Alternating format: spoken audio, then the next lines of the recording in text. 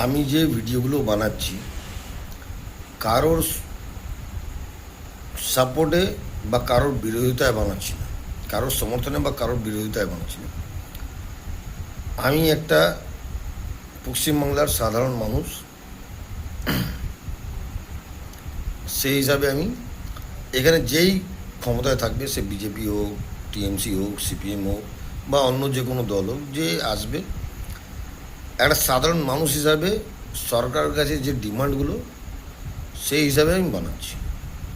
যে আমার কী চাই, আমি একটা সাধারণ মানুষ, আমি ভোট করি, আমার ভালো রাস্তা চাই, আমার ভালো শিক্ষা ব্যবস্থা চাই, আমার ভালো স্বাস্থ্য ব্যবস্থা চাই, আমার ভালো ল অ্যান্ড অর্ডার চাই, আর সবাই সুস্থভাবে থাকতে পারুক, এগুলোই আমি চাই। আমার কোনো অসুবিধা নেই 2026, 2031, 2036 টিএমসি থাকুক, কোনো প্রবলেম নেই। কিন্তু যেটা একটা সাধারণ মানুষের পাওয়ার কথা, সেগুলো যেন আমি পাই। আমি এখানকার এই রাজ্যের বাসিন্দা, সেই হিসাবে আমি চাই, ব্যাস। আর কোনো আমার চাওয়া পাওয়া কিছু নেই। কিন্তু মানুষকে এই 5,000 টাকার লোভ দেখিয়ে প্লিজ ডাকবেন না। কী হয় ম্যাডাম 5,000 টাকা? আপনি বলুন না কী হয়। আমি সব কিছু নয় সরকারি জায়গায় করলাম। অনেক সময় সরকারি জায়গাতে ট্রিটমেন্ট করলে কিছু কিছু টেস্ট আছে, কিছু কিছু ওষুধ আছে, পাওয়া যায় না।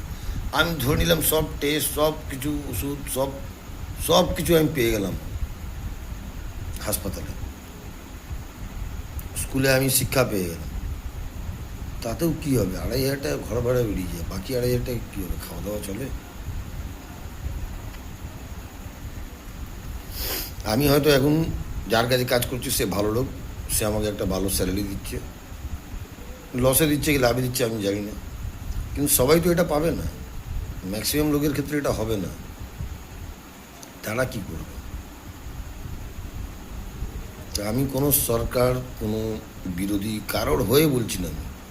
আমি সাধারণ মানুষের মতন একটা কথা বলছি।